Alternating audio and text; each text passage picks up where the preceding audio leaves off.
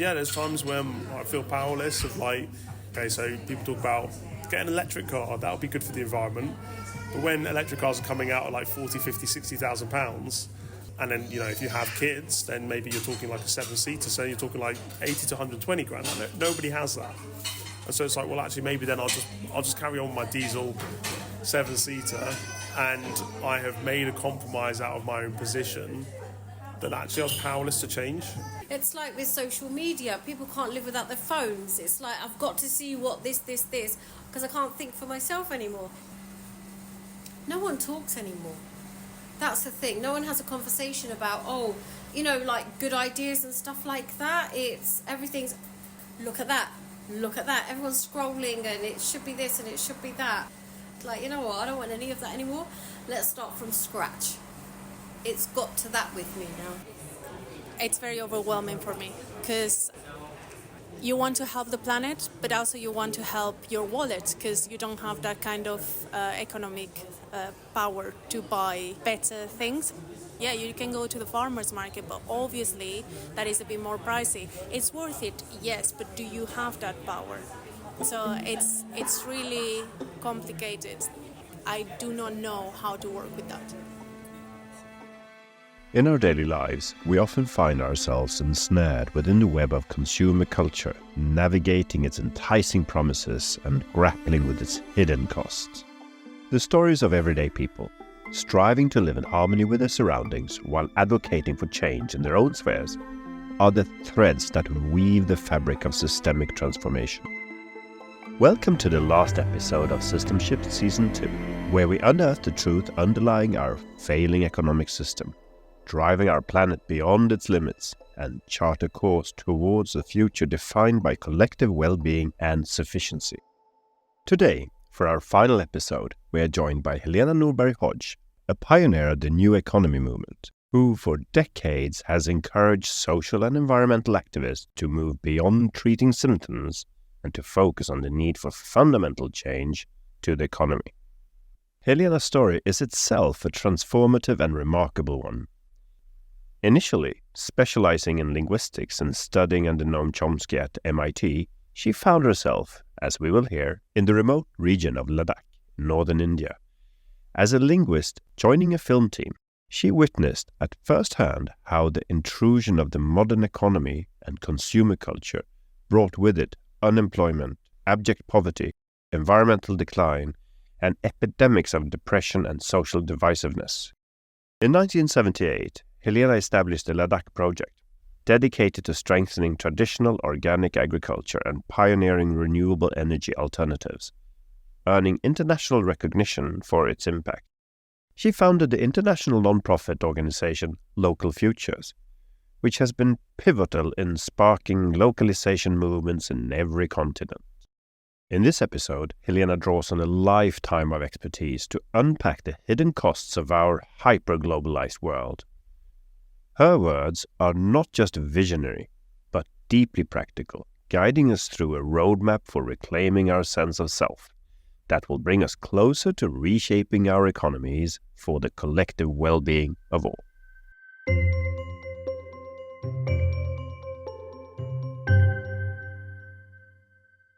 So, without further ado, a warm welcome to you, Helena. Thank you very much. Very happy to be here.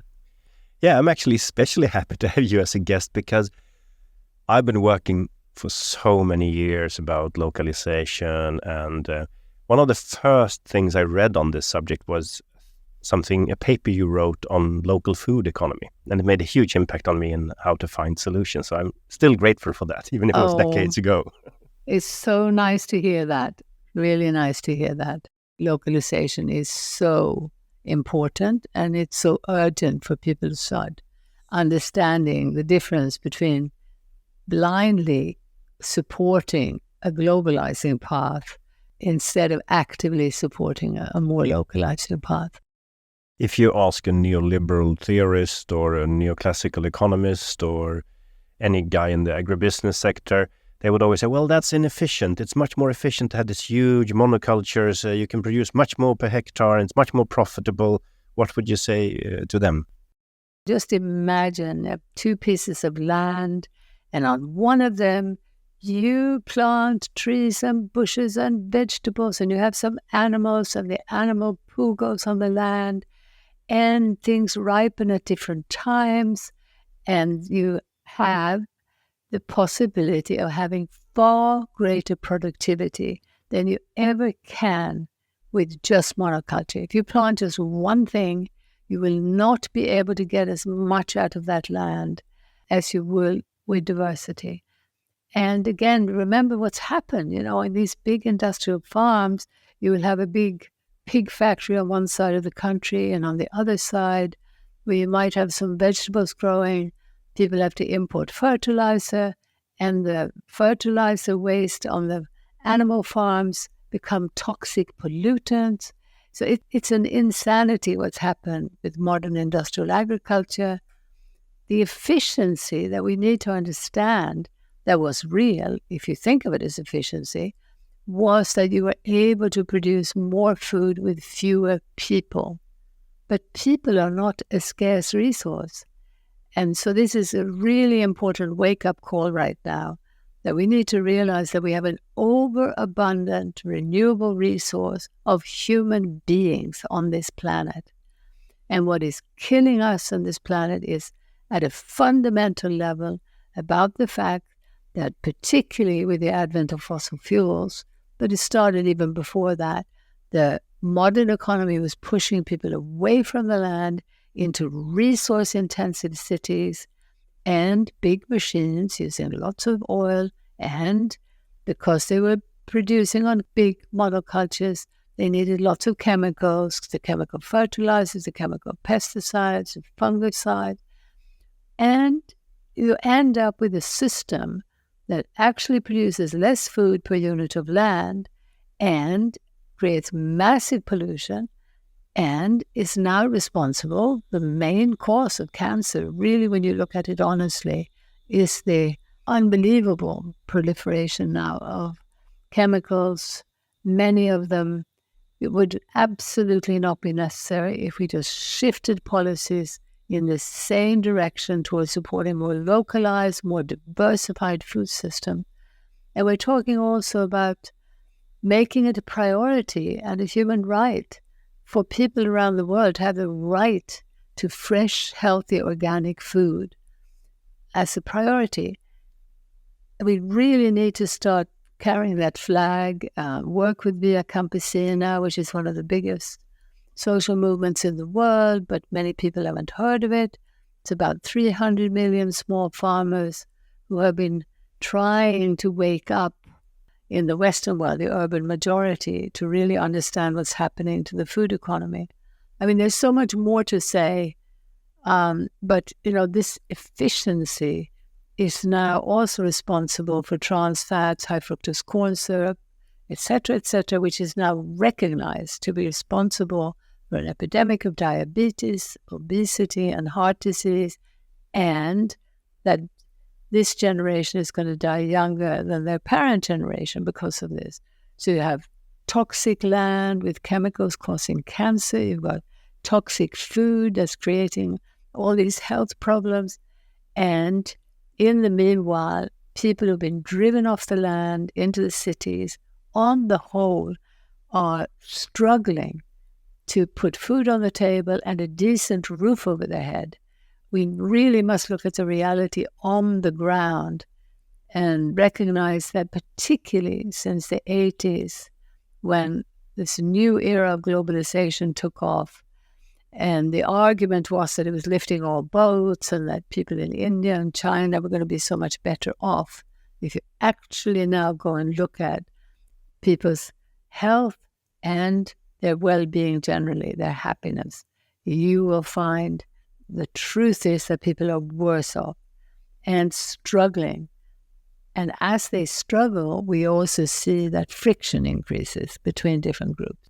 So if you, rather than looking only at one single parameter without the costs, and you start checking, well, what is the net profit per hectare for a farmer with a diversified organic production, and including then the chance for a reduced food waste because the local consumer will buy the carrot independently if it fits the general global export criteria and so on. So you mean that in the net benefit for humankind perspective, this is better, and that the economists had been sub-optimizing for the wrong things, because now the lack is not human labor, but rather natural resources and healthy land and water. Absolutely. And we really must look at the fact that this type of agriculture started with the birth of the modern economy. We need to go back to the roots to get a clear picture of the fact that the idea of comparative advantage, which is a fundamental principle in the modern economy, is that you're going to be better off in your region or your country if you specialize for export and then import whatever else you need. It is so important that we remember that these theories come off the back of enclosures, slavery, and genocide. And if we look back at the sort of forefathers of this economy, and that's why it is fair to call it patriarchal, although I don't find that very helpful today, but it's very important that to see that these white men from Europe, particularly England, formulated ideas where they explicitly expressed their misogyny, their disrespect for any other race. It's not that long ago that people were even hunting Aboriginal people in Australia, I think as late as the 60s. And their values were also very explicitly anti-nature. Now, these people benefited enormously from driving people away from producing a range of products for themselves to produce the tea, the coffee, the whatever it might have been for export. And, if there's anything in my thinking that could lead to a big wake-up today, it would be to look at that trajectory and to realize that we're talking about global traders starting the ball rolling and being part of formulating these economic theories. And that today we have a system where when we talk about this toxic global food system, we've got to remember that it also is based on import and export of identical food products. It's based on sending fish from Norway, from Australia, from America to China to be processed.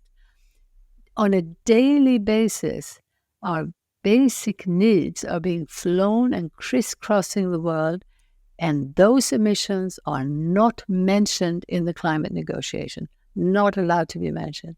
And once we realize that this is the root cause of most of our social and environmental problems, I think we're going to see a very, very powerful movement for change. Why don't we just change recipes with each other? I think this approach is interesting, but the whole theory on comparative advantage, I think it was Ricardo, a British economist in the 19th century, so it's an old theory.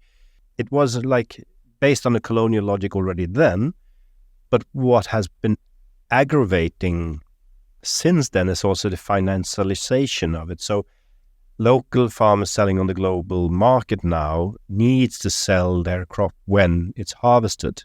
But because of the extreme fluctuation of prices linked to financial speculation, that, for example, more than half of the wheat, the week after the Ukraine invasion, it was banks who created contracts that had no link to reality. They just thought the wheat price will go up because Ukraine is a big exporter. Now they can't export.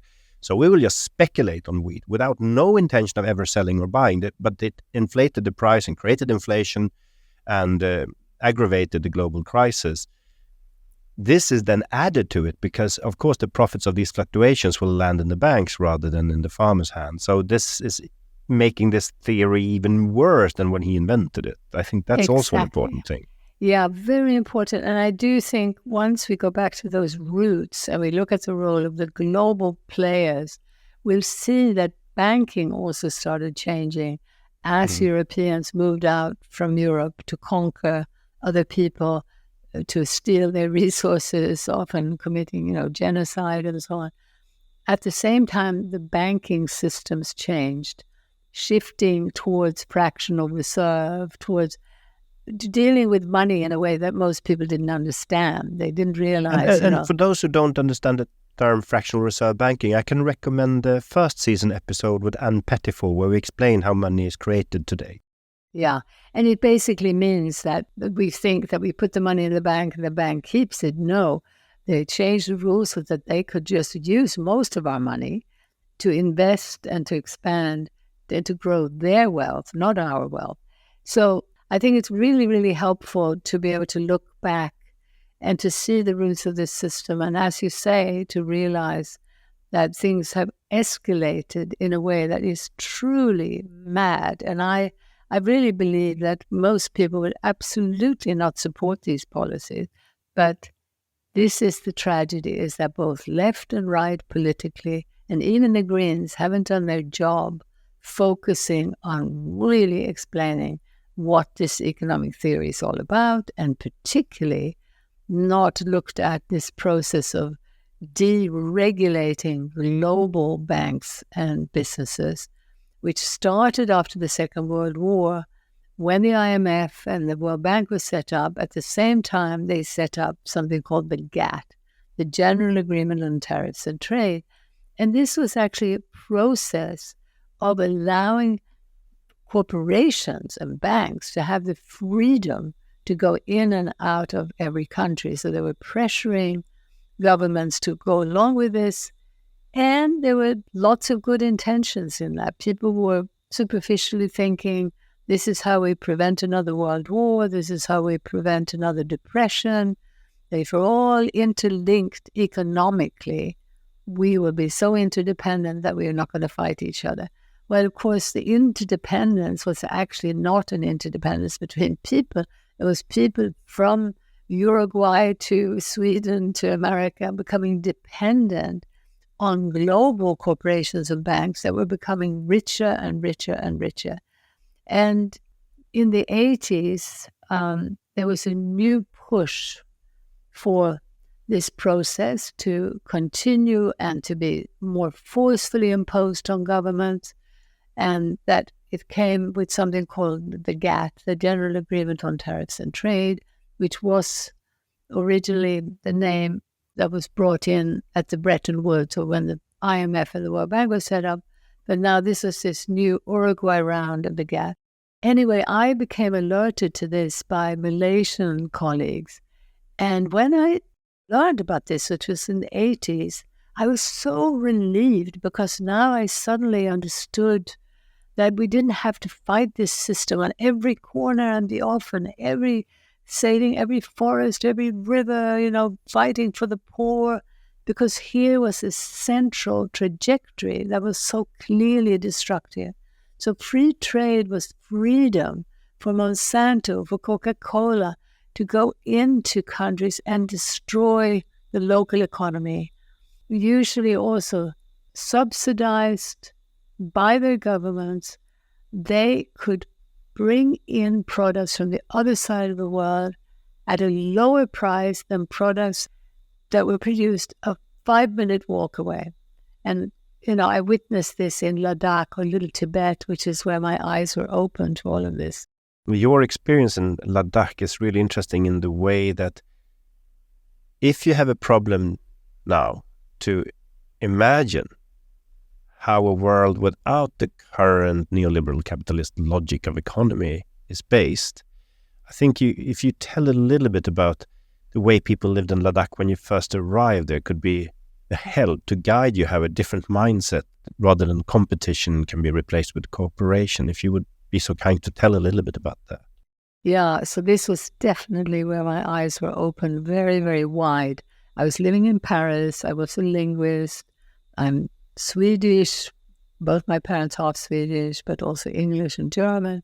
I had lived in all three countries, learned quite a lot of languages, and had also studied and lived in France and in other countries, also America.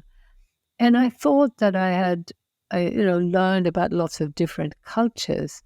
But when I arrived in Ladakh, I actually arrived in a culture that had not been colonized. And later on, I understand that it was also very important that the Christian missionaries who had come out had not succeeded in converting anybody except a few orphans. So there was a tiny minority of Christians but other people had not been influenced. But I realized more recently that in so many cultures, the Christian missionaries already brought this message that you're inferior, you're backward. And look, in Europe, we have these amazing tools and technologies. And of course, they were also forerunners often for this sort of rape of resources back to Europe. But anyway, I discovered then a culture that had not been affected by the missionaries, not colonized, and not developed, because it's a part of Tibet that belongs politically to India. It's the westernmost part of Tibet. And it had been sealed off by Indian army as the Chinese had started coming in to central Tibet. And because it was so remote, it had been protected by being up at about 12,000 feet is where people live, about 3,500 meters, and surrounded by high Himalayan mountains. So it was a very arduous journey to get there before there were airplanes. And I arrived there as it's just been opened up by the Indian government for outside visitors. And I had been asked to go as part of a German film team to help make a documentary by picking up a little bit of the language of these people.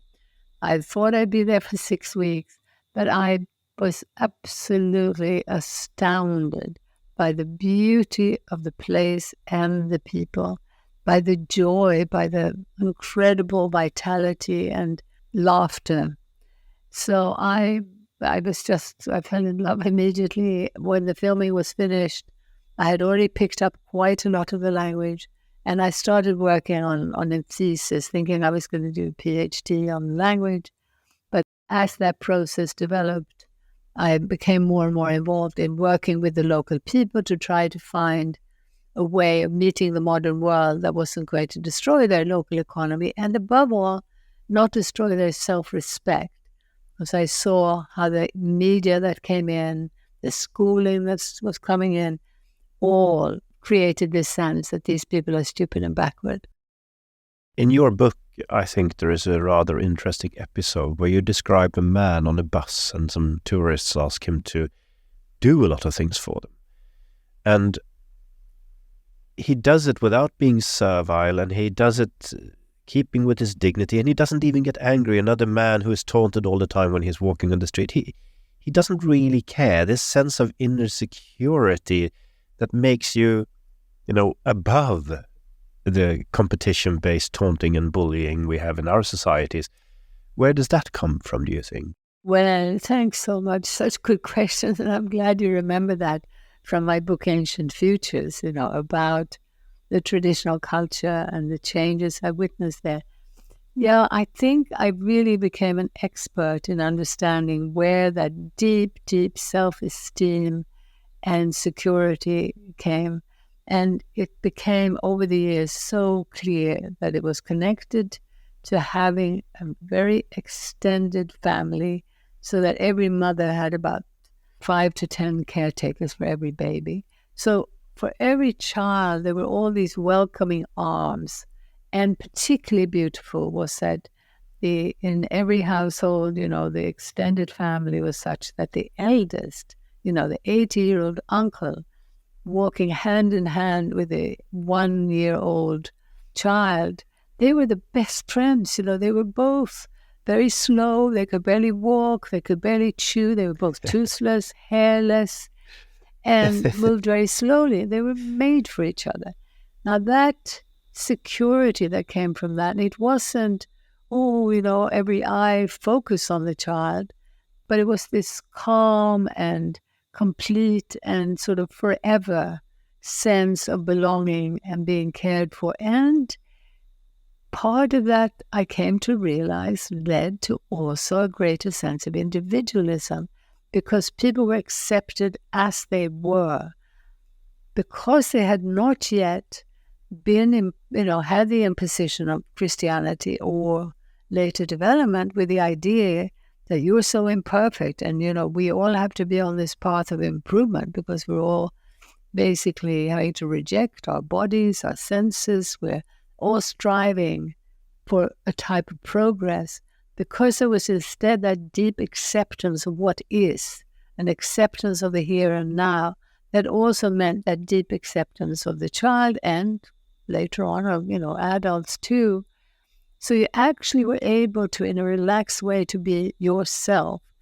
And then I witnessed how, with development, suddenly images came in and pressures, and including the Western schooling, advertising. And now suddenly the message was, you are nobody unless you come into the city and you've got the latest Nike shoes and you're drinking the right Coca-Cola, because this is a superior culture and you're backward. And essentially the schooling also taught that, sometimes very explicitly, sometimes the lessons, for children would actually say, we've got to do everything we can to get these illiterate farmers into the city so that they can, become more human. So it was this onslaught that I saw led to insecurity in both little girls and little boys, particularly in the early stages. It was so clear how vulnerable children are. But over the years, even adults were affected by this.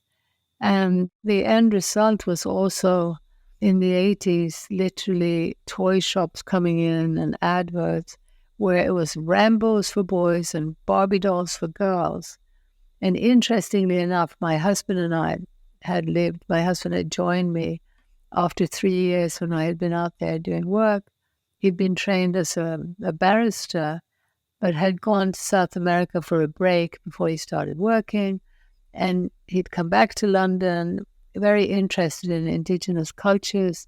And I met him there, and he then joined me. And we had lived in Ladakh for half of every year. And it was very hard then to live in a sort of typical modern city. So we sought out one of the most remote parts of Spain, in Andalusia, and bought land there, and were thinking of living more in that eco-community way, in community, close to the land, which, Ladakh really inspired, and which is also why I've been part of the Global Eco-Village Network and so on. But we saw in those Spanish villages, so much later than Ladakh, these villages had been through the Inquisition, they'd had Muslim invasions, women, often dressed in black, not that incredible, joyous openness that we found in predominantly Buddhist Ladakh, but they still had intergenerational community much more than, say, in Scandinavia or England. They would still be singing flamenco together, and you would find in the sort of disco late at night a 90-year-old granny and the little baby together with the whole family. And you also found that people were still producing a lot of their food. They had citrus, they were making cheese. You could, the cows that the milk came from, or the goats were on the hills. They had jamon, ham production from the little black pigs that used to graze in the forest. And we witnessed there too the imposition of the outside economy, destroying the local food production, and bringing in gradually, at first a small supermarket, after that a bit bigger. And it was amazing to see how much was still intact in Spain as late as the 80s. And it was tragic to see that in the 80s, when this new form of globalization took off, that it had such a big impact there too. In fact, I just want to add that if we look back over change in these last 40 years, we'll see that almost every corner of the planet will have seen more environmental breakdown, more social breakdown, and it's been concomitant with a rise in emissions, a rise in pollution, and very serious environmental consequences. I think it was really interesting when you mentioned the form of individualism that you found in Ladakh, based on inner sense of security and identity. I mean, in our culture, individualism is praised as something very good. But still, it's also failing in a sense that many people feel really insecure on who they are and why they are here on this planet. And And they try to replace this insecurity with buying the security of having the brands who have spent billions of dollars to create an image about who you are if you buy this brand. So it's interesting to see that even if we have a culture of, praising individualism, we are failing to feel it deep inside us and have this inner security that gives you community and content and a base in society. Yeah, and especially that gives you the confidence to be yourself. So we have to realize that exactly the opposite is happening. The message to the child is only if you have the right car, the right clothes, the right exterior, or even, if you have a PhD and you're important, only then will you be loved. And so it's truly evil to see this happening to young children. The message is, if you go down this path of consumerism, you'll get the love and sense of belonging that all of us long for. Instead, what it does is to create ever-increased competition and insecurity. So it is truly an evil system that does that to our identity and to our sense of being. It's very paradoxical in a way, I suppose, but what we're seeing is not individualism. What's being touted is that, we're free and individual, but actually we're living in fear and angst about conforming in a way that will give us the love we need. And that was projected by the media and then got worse with television. And of course, now with the social media, it's got even worse. And you have 6-year-old girls who are afraid to even go off their mobile phone for a few minutes because they're afraid of being left behind. And they're taking images of themselves constantly to show what a great time they're having, and then sending that image out. All of it building more insecurity, more fear, and more disconnection. And, no sense of real connection. Because to feel really connected, we need to know that people know who we are. They need to know us better. They need to know also that we're not perfect, that we have problems. I think this combination of a deep insight into how this corporate global economy affects our inner well-being, the relationship, that long distance between my inner well-being, how do I feel about myself, and what's happening out there in that global economy. That is really what our work is about in Local Futures, trying to open people's eyes to that. I feel we have a very powerful message for helping to build a much, much stronger movement for change than what we're seeing, particularly, again, in these last 30, 40 years. There's been a pressure on the environmental movement to move in the direction of treating symptoms, a narrow focus, and all the time painting a picture where the individual is to blame. So I feel, this great sadness for people, particularly in the West, who are being made to feel that they're responsible for the planet dying. They're responsible for poverty in the third world. They're responsible for not doing anything about climate change. And it's because they're so selfish and greedy and they don't care. And that message is so wrong. And my experience is that a lot of people do care and they're trying really hard to make change, but they're being pinned in a corner by government policy that systematically subsidizes and supports global corporations and their wealth accumulation, subsidizes and supports big global banks that, by the way, are also making money out of thin air, and at the same time are squeezing and taxing the individual and local, place-based, regional, even national businesses. They're being squeezed with regulations and taxes. Those global, subsidized multinationals have no rules. No rules. That's what free trade is about. The treaties are about giving them more freedom, no constraints. And I do think we really need to get people to look at the ISDS clauses in those trade treaties. That stands for Investor-State Dispute Settlement, where governments are signing in black and white to big corporations, we won't do anything that might reduce your profit. If we do, you can take us to court. And that's exactly also why we explained that a little bit more in our episode with Janu. Oh, very good, very good. I am so convinced that left, right, green, people concerned with social issues, including the epidemic of depression now, we're just talking about this impact of social media and this pressure on young people. It is in every country that I know about, including now in Ladakh, leading to epidemics of depression among young people and ever-increasing rates of suicide. And in Ladakh, suicide is something that might have happened in a generation, and certainly never young people. Now it'll be at least one a month, and young people.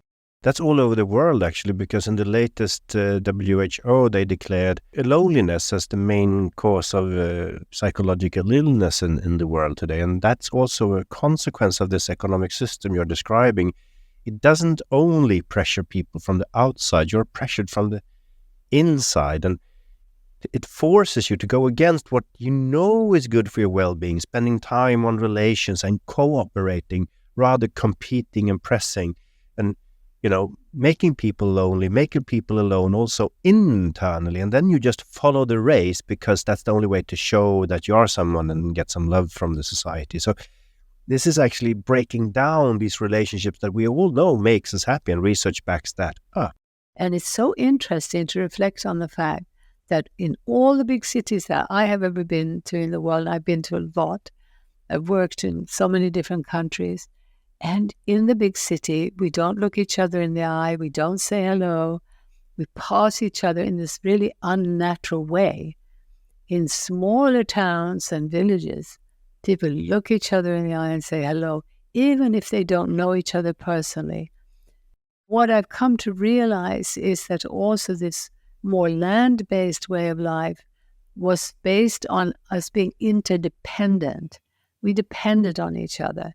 And that's partly what we're seeing now in the new localisation movement, as we were talking about in the farmers market, that we're starting to build these bonds of interdependence that are mutually supportive, like the consumer with the farmer and the small shop that the person who runs it. So traditionally, that's how we evolved, interdependent, and very importantly, in a multi-generational relationship, not segregated into monocultures. So this is also connected to that for the extractive global economy, technology has been a tool for bringing more wealth to the top. And it was already with that industrial agriculture. It helped to extract more wealth for big business. And even when governments thought that they were subsidizing wheat farmers, they weren't actually supporting the farmers. They were supporting Kellogg's and the big giants that processed that and sold it to the consumer. Once you start looking at that difference between people being made dependent on distant, essentially global or giant corporations and banks versus being interdependent with one another, you see a different picture from what we normally think about. But then you add to that the technologies were responsible for speeding life up. So they speeded up production so that big machine that harvested, could do it a lot faster than, if you had lots of humans doing it in the field. Which, by the way, is also why many people didn't question modern agriculture, because often what preceded it were colonial relationships where people were working like slaves, standing all day in a cotton field, just picking cotton like a machine, horrible. So then to bring in a machine looks like real progress. That's, again, the key in localization, is to understand the deeper roots and to go back more to indigenous culture to find examples of what really works. But then the thing that's key is for us to really look at how speed speed is just an evil way of destroying relationships, our relational well-being. To care for and for those parents to see that child and to be present, they need not to be pushed all the time to worry about earning a living and putting food on the table, paying the rent, paying the mortgage. And the speed leads to superficiality. So I also wrote about that in my book, Ancient Futures, about Ladakh, because I saw so clearly how it changed human relationships. And the superficiality in turn, the speed leads to superficiality. The superficiality leads to this feeling of emptiness, because you're basically seen for what you look like on the outside, not who you are on the inside. And you only get those relationships of deeper connection when you have more time to know each other, to care for each other. And the same thing for the animals, the plants, the waterways that we depend on. I think when you talk about relational economy as compared to transactional economy, it's really interesting because, of course, it has an impact on people. If you hide the consequences of production in a transaction, every dollar that buys something is a fair transaction according to modern economic theory, but it hides the relational cost and the distancing from consumers, producers, and people. And this, of course, has an internal and external cost, I would say. Absolutely. And remember also the hiding happens when these distances are so long that you're sitting in New York investing in something in Malaysia and you have no experiential knowledge, you rely on numbers, you're told it's all nicely taken care of, the labor isn't abused. And as a consumer, you go into the supermarket, you have no idea who produced the food, how many chemicals, and more, you can't trust a lot of the information. So this is, again, the beauty of the local. When you start getting the shorter distances, you have more experiential knowledge. And this is a key. Here I'm talking more about structures than I am about values. I'm seeing that when people are more structurally interdependent and in a more human scale, slower, smaller situations, which can be created in the city. There are examples of people coming together, even in big cities, start creating the interdependence there and building bonds that then allow for much more accountability, but also you can see that sense of belonging, that sense of being known, that sense of being appreciated for what you do. And we all need that. We all need to be seen and heard and to feel that we belong. Basically, it comes down to having a need to be loved. I find it funny in a way because a neoclassical economist would say, oh, but you're not realistic, you hate the market and this is not working. But if you go back to Adam Smith's original theory about market and based on full information of the things you're buying, your model is actually coming much closer to the original market theories based on full information and feedback loop of information and so on. So it's kind of ironic that the modern version of believing in the market is actually destroying it with global monopolies and lack of information among each other. Exactly. But also do keep in mind, as I say, the early stages of this was global traders, in the slave trade, the cotton, the tea, the coffee. It's so important, I think, that we learn to think about the global system as an almost sort of empire that's behind the scenes running things. And we need to do that without getting caught up in conspiracy theories where we think, it's just the Freemasons or just, particular groups, but really looking at the structures of that. So again, if we could get people to look at governments are taxing, subsidizing, and regulating to shape the direction of the economy moving forward, to shape the future. And they are now continuing to deregulate these giant global corporations that, most people are aware they are too big, they are too powerful. But very few people are talking about the fact that governments are continuing to roll out the red carpet and that actually they're taking their marching orders from global corporations.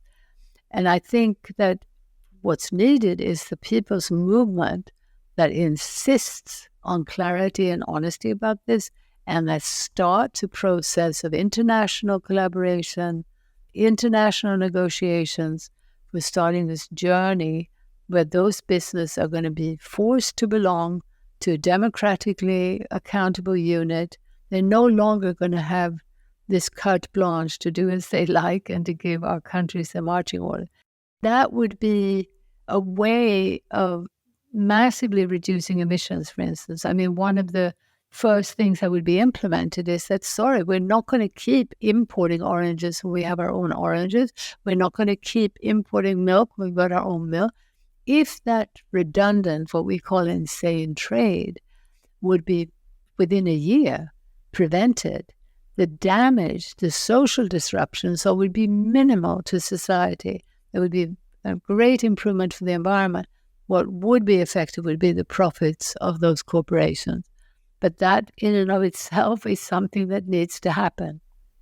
The global trade, of course, a large share of it is also made for internal tax reasons among companies rather than actual practical needs. Yeah, I feel if we can get the bigger picture out, and the message is, please don't blame yourself.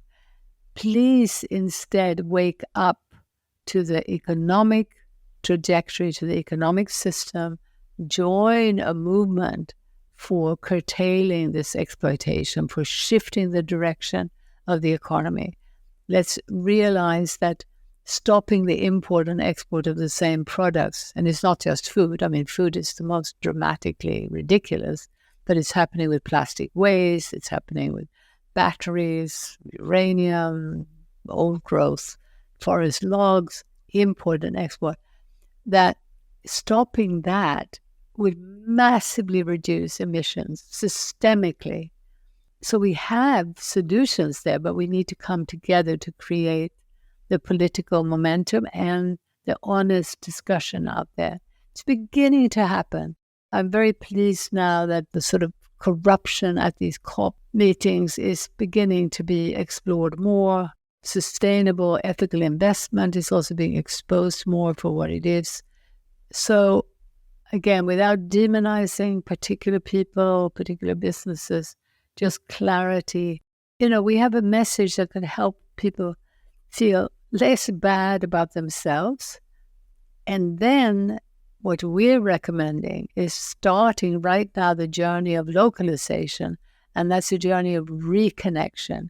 So we're saying that if you come together in the area where you live with like-minded people and you start exploring a journey that is both about personal well-being but also healing the planet by understanding the big picture, we have a very positive vision to offer people.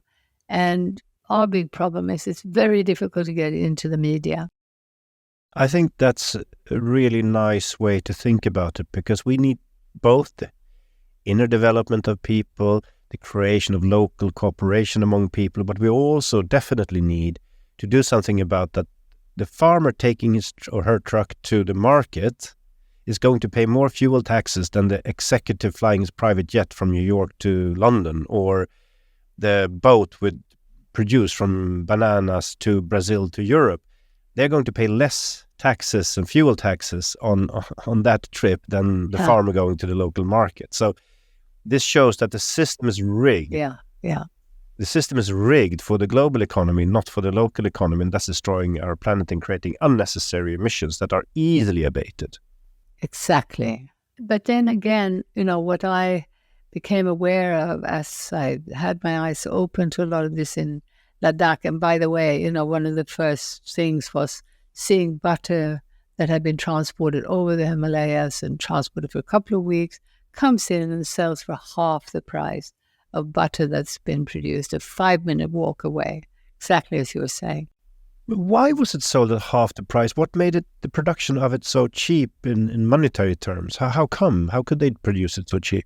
This is where it gets very tricky, because what I try to spell out in my book, in Ancient Futures, is that I saw the systemic levers whereby the education for urbanization, for urban jobs, the crowding together in the city there, or destroying the local production just structurally, became part of this systemic build-up, creating more dependence on far away.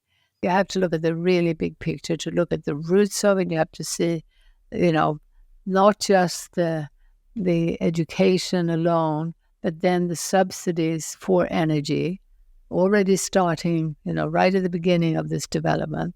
So that energy is subsidized for those trucks, just as you were saying, to come from weeks away over the Himalayan mountains, creating massive clouds of pollution, etc., etc. So it's amazing how big the win-win-win is of localizing. But I also just want to add here, because I think a very important point about localization that people don't understand is we're talking here about economic localization. We're talking about economic globalization. And it's particularly important that we distinguish between economic globalization and international collaboration. So economic globalization has been this process of allowing corporations to move as they like, to have no rules, and also not to pay any taxes. Completely unfair playing field. But what we really need to recognize is that this process has been going on. People are blind to it. Most economists are not looking at the consequences of it. They're not being forced to look at, what's happened here to create this unemployment, to create the discontent, to create the pollution. There has not been a big picture analysis of this. What was the unemployment rate in Ladakh when you first arrived there? It never existed. For thousands of years, no such thing as unemployment. No such thing as real poverty. But also what I want to say is that international collaboration is more important than ever today. So many people who confuse the two and who think that globalization is about collaboration, they become quite anti-localization because they think it's some kind of selfish retreat and some kind of nasty protectionism. But I think we can take the butter as a good example there that you talked about. Why is it economically half the price? Well, of course, because feed for the giant cattle farms, industry farms, it's imported from somewhere else without paying the taxes, without paying the cost of deforestation for its feed production, without giving the workers reasonable working conditions or salaries. It's based on externalizing all the costs of the production of that butter. That's why it's cheaper. So it's only cheaper in monetary terms when you buy it. The cost for society and environment and the necessary climate and environmental adaptations, that's going to be paid by the taxpayer or future generations. So it's fake cheap butter. That's important to remember, I think. Yeah, I want to say that it's also really important to remember that when you have more small-scale economies, the externalities are obvious. If you had a town, even a town of, say, 10,000, there's no way that they could cut all the trees down and call that progress. They wouldn't be able to have an insanity like GDP. They wouldn't be able to have all these externalities because the whole point is that when you're feeding yourself from that land around you that is visible, there's experiential knowledge, you also know that you want to have enough water for it, and you're not going to be wasting it on luxuries when you know that you need it for your well-being and for producing the things you really need. So key, again, is the scale. So the scale of the global economic activity has automatically created this blindness to so-called externalities. I think that's really interesting. If you would have a psychopathic company leader in that town destroying the streams, water quality where all the children of the town are swimming, that would not be considered a successful leader. It will be hated by the whole society. Exactly. And partly that hate, that disapproval, and on the other side, the approval, because don't forget, so many people are driven by wanting to be admired. And so we see a lot of these billionaires now showing off with their yachts and their this and that, because actually this is what's driving people. But one thing I also want to say very importantly about localization is that we are not advocating for a world where you couldn't have bigger businesses and where they would be stopped from collaborating with other businesses in other countries. So many people today believe that we couldn't have even the telephone or the airplane or the car or any of these modern technologies without globalization. So let's remind our listeners, no, globalization saying that big businesses don't have to have any rules, not even any real accountability in terms of how much pollution they emit and how many toxic chemicals. That is not something that most people would approve of. So global collaboration, even between business, will be fine. However, what is not fine is that those global corporations move around without any rules and impose on our governments their needs to extract more profit from us. That's so true. And it's ironic that it's called deregulation. So it's like, it's not even the terminology deregulation is true. It's re-regulating everything to favor the biggest, the strongest, and the financial sector. That's important to remember. Again, one could write a book about it because it is, as I say, a driver of people rejecting and resenting government interference. But it's because no one has spelled out to them that what governments are implementing is actually the wishes of these global corporations and banks, that they become subservient to them. But I think you should see then the root causes. Like often the greenies or lefties are accused of wanting more regulation. But people fail to see the root cause is that we have deregulated global corporations. We have taken away relationship-based economy with a transaction-based economy where you lose the trust in each other. So if you have a society with no trust, then you need to regulate more in order to avoid people exploiting the lack of regulation because there's no trust keeping people in control. I'm so hoping that in the next few years we will see the new economy movements growing so that when they talk about systems change, they really do take on looking more clearly and honestly at the global economic system. I'm quite fed up with hearing a lot about systems change, but very little about a truly honest analysis and study of how the global economic system operates, how it is literally the same corporations and banks having an impact on virtually every corner of the world, having an impact on life itself. And I think people are rightly calling it a death economy because it is now so full of toxic ways of dealing, human destruction, environmental destruction. I think that building that movement, perhaps the most important thing right now would be to study the impact of that global economy and look at its impact on people in terms of pushing them to run faster and faster to just put food on the table and a roof over their head. Remember, the calculations are not very helpful if they simply look at, how many dollars are they earning now as opposed to 10 years ago. The way to show the crime that's happening would be to look at how many hours are you working to just meet that basic need of food and shelter. The middle class in virtually every country is getting poorer and poorer.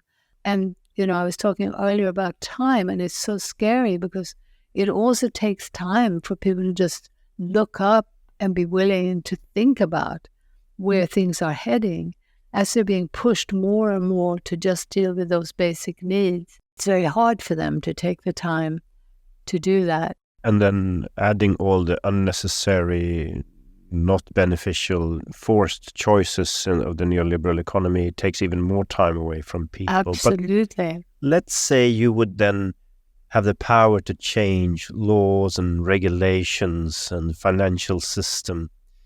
Where would you start? Well, really, it would be, if I were emperor of the world, I would call together the social and environmental movements.